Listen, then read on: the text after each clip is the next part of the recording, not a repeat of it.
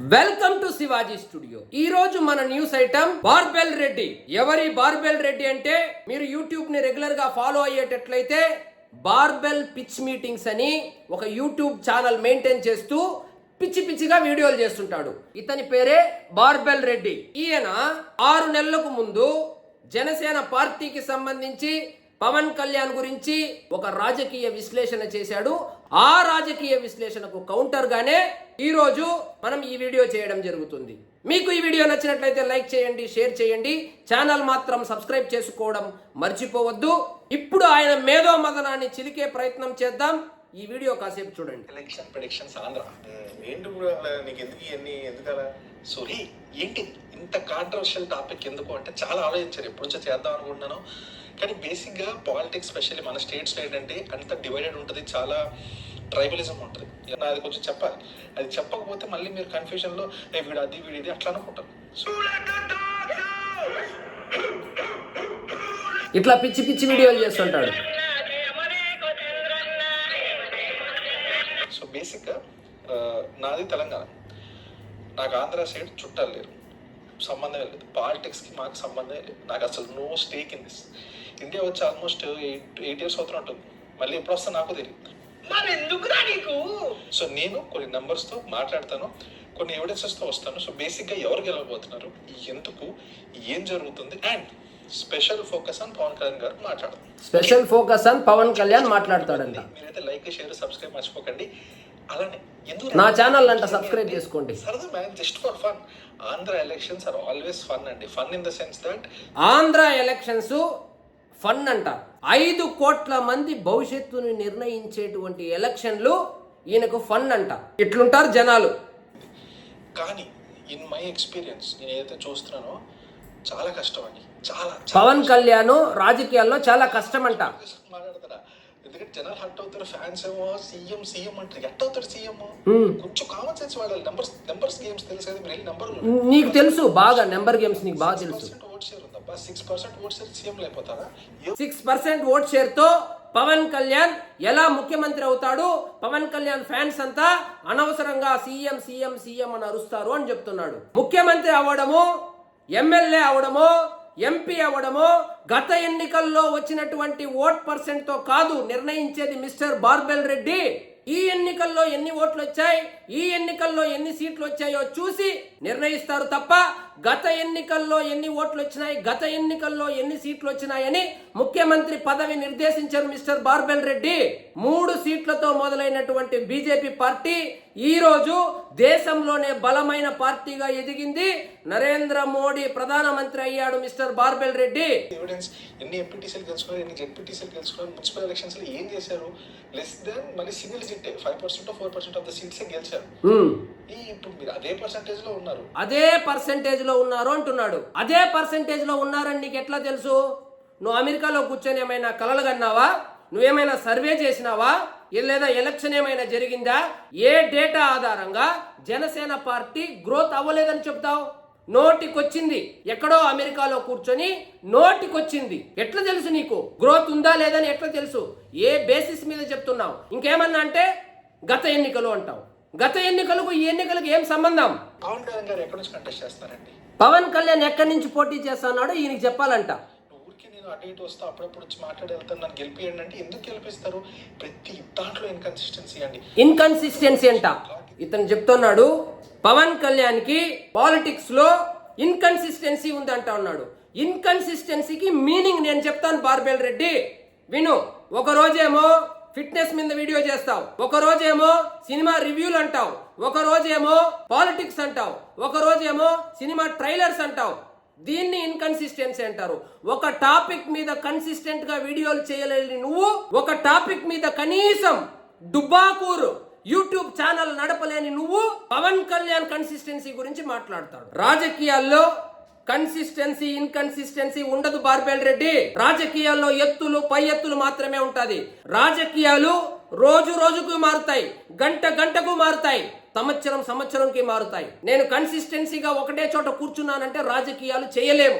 రాజకీయాల్లో minimum alphabets కూడా తెలియని నువ్వు ఒక పార్టీ నడుపుతున్నా. అధికారంలో లేకపోయినా 2 చోట్ల ఓడిపోయినా పార్టీ నడుపుతున్నటువంటి ఒక పార్టీ అధ్యక్షుడి మీద కన్సిస్టెన్సీ లేదు అని ఒక బోల్డ్ స్టేట్మెంట్ పాస్ చేస్తావు. ఏమన్నా అంటే ఫ్రీడమ్ ఆఫ్ స్పీచ్ అంటావు. ఫ్రీడమ్ ఆఫ్ స్పీచ్ అంటే right to speak, right to right, right to express అని ఒక అమ్మాయి దగ్గరికి వెళ్ళి I want to sleep with you అని చెప్పగలుగుతామా?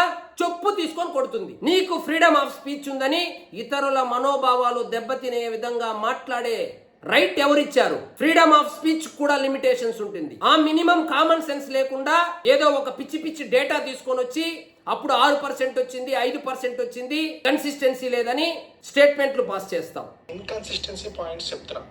ఈ పవన్ కళ్యాణ్ గారిని ఎందుకు సపరేట్ గా చెప్తున్నాను అంటే ఆయనే వచ్చి చెప్తారు నేను అది నేను ఇది అని. మిగతా చాలా క్లారిటీ. పవన్ కళ్యాణ్ ని మాత్రమే ఎందుకు సపరేట్ గా చెప్తున్నావు అంటే పవన్ కళ్యాణ్ గురించి చెప్తే నీకు వ్యూస్ వస్తాయి కాబట్టి చెప్తున్నావు. పవన్ కళ్యాణ్ మీద ప్రేమతో కాదు, పవన్ కళ్యాణ్ మీద కాంట్రవర్షియల్ టాపిక్ చేస్తే వ్యూస్ వస్తాయి, లైక్లు వస్తాయి, షేర్లు వస్తాయి అని చెప్తా ఉన్నావు. కాస్ట్ బేస్డ్ పాలిటిక్స్ అండి. ఇప్పుడు జగన్ గారి పార్టీ రెడ్డిస్ మైనారిటీస్ అటు వెళ్ళిపోతాయి. మన వాళ్ళకేమో బీసీలు, టీడీపీకి ఏమో బీసీలు, చౌదరీలు వీళ్ళు. పవన్ కళ్యాణ్కి సింపుల్ కాపులు, అది ఆయనకి తెలుసు. మనసు ఒప్పుకోవచ్చు చెప్పడానికి, ఒప్పుకోరు. చాలా సభల్లో ఆయన పవన్ కళ్యాణ్ కి కేవలం కాపులు మాత్రమే సపోర్ట్ చేస్తున్నారని చెప్తుందంట ఈయన నెంబర్లు, డేటా. పవన్ కళ్యాణ్ గెలిచిన ఒకే ఒక్క సీటు 2019లో రాజోలు నియోజకవర్గంలో. అది ఎస్సీ డామినేటెడ్ ఏరియా. ఒక ఎస్సీ డామినేటెడ్ ఏరియాలో రిజర్వ్ సీట్లో గెలిచాడే కానీ కాపు డామినేటెడ్ ఏరియాలో పోటీ చేసినటువంటి పవన్ కళ్యాణ్ ఓడిపోయాడు. నీకు ఏ డేటా చెప్తోంది పవన్ కళ్యాణ్ కి కేవలం కాపులు మాత్రమే సపోర్ట్ చేస్తున్నారని? కాపులు ఎక్కువ ఉన్నటువంటి నియోజకవర్గంలో ఓడిపోయారు, ఎస్సీలు ఎక్కువ ఉన్నటువంటి నియోజకవర్గంలో అయినా రాజోల్లో గెలిచారు. డేటా చెప్పిందంట, నెంబర్లు చెప్పిందంట ఆయనకి. కాస్ట్ బేస్డ్ ఇది ఉండకూడదు. మీరు పోటీ చేసే లొకేషన్లు అన్నింటిలో కాపు మెజారిటీ ఉంటుంది. సెలెక్టివ్ గా చూస్ చేసుకుంటారు. నువ్వు ఆరాధించే, నువ్వు ఖచ్చితంగా గెలుస్తాడు అని చెబుతున్నటువంటి మీ జగన్ మోహన్ రెడ్డి పులివెందల్లో రెడ్డిస్ ఎంతమంది ఉన్నారు, క్రిస్టియన్స్ ఎంతమంది ఉన్నారు, ఒకసారి డేటా తెప్పించుకొని చూడు, నెంబర్లు చూడు. నువ్వు నెంబర్లతోనే కదా మాట్లాడతావు. ఆంధ్రప్రదేశ్లో ఒక క్యాస్ట్ అత్యధికంగా ఉన్నటువంటి నియోజకవర్గం ఏదైనా ఉందంటే అది పులివెందల్నే. జగన్ మోహన్ రెడ్డి మాత్రం తన సామాజిక వర్గం ఎక్కువ ఉన్న చోట పోటీ చేయొచ్చు, పవన్ కళ్యాణ్ తన సామాజిక వర్గం ఎక్కువ ఉన్న చోట పోటీ చేయకూడదా? బార్బెల్ రెడ్డి, ఇదేం రాజకీయం? కొన్ని సీట్లను గెలవచ్చు కదా, ఒక థర్డ్ ఆల్టర్నేటివ్ అవ్వచ్చు కదా. అలా అది చెప్పి వచ్చారు కదా. మీరు ఎక్కడ ఆల్టర్నేటివ్ అయ్యారు? లేదు. వెళ్ళి పొత్తు ప్రకటించారు, జైల్లో వెళ్ళి పొత్తు ప్రకటించారు. జనసేన తెలుగుదేశం కలిసి వెళ్తాయి వచ్చే ఎన్నికల్లో. ఎక్కడో అమెరికాలో కూర్చొని యూట్యూబ్ లో వీడియోలు చేసి నీకే ఇంత రాజకీయం తెలిసినప్పుడు 10 సంవత్సరాలుగా పార్టీ నడుపుతున్నటువంటి ఒక పార్టీ అధ్యక్షుడికి ఎంత రాజకీయం తెలిసిండాలి? ఈ చిన్న లాజిక్ ఎలా మిస్ అయినావు? పొత్తుల్లో వెళ్ళాలనా, సొంతంగా వెళ్ళాలనా, ఎన్ని సీట్లు తీసుకోవాలి, ఎక్కడెక్కడ పోటీ చేయాలని ఒక రాజకీయ పార్టీ అధ్యక్షుడి కన్నా తొలి వీడియోలు చేసే నీకే ఎక్కువ తెలుసని ఫీల్ అయితే ఎట్లా?